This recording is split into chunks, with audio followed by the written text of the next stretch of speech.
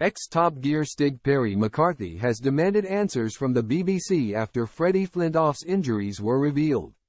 Former Top Gear Stig Perry McCarthy has called out BBC chiefs for the bizarre situation around Freddie Flintoff's injury.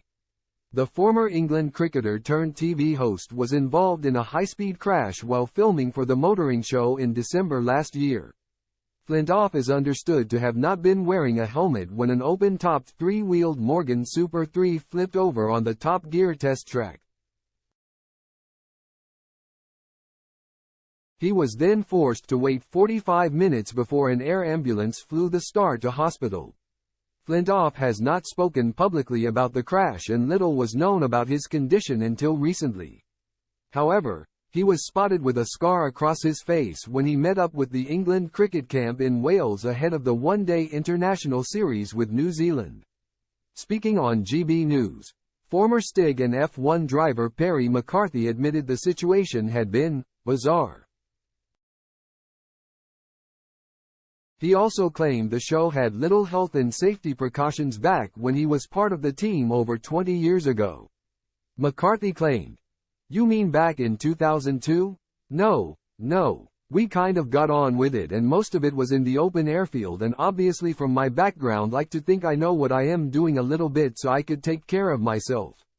But I would imagine because there have been a number of adventures and accidents across the show's history that their health and safety procedures have come up."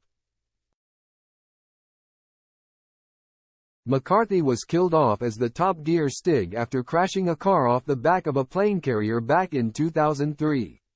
He was later replaced by racing driver Ben Collins until he revealed his identity in a tell-all autobiography in 2010.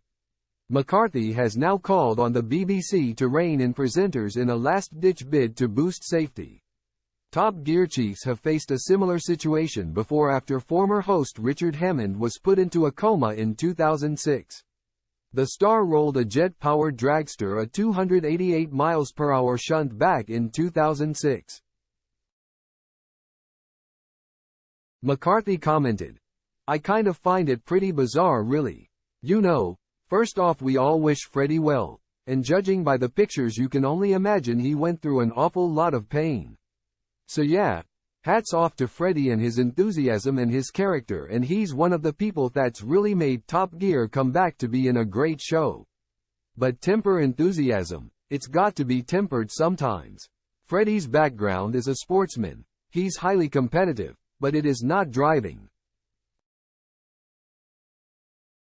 And sometimes I feel that maybe there's a bit of a need to contain the enthusiasm to protect enthusiastic and talented drivers like Freddie or talented personalities like Freddie from themselves.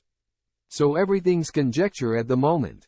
And that's what I am critical of is why don't we know exactly what has happened?"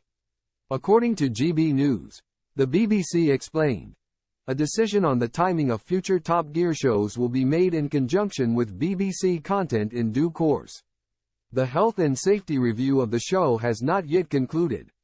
Express.co.uk have contacted the BBC for further comment.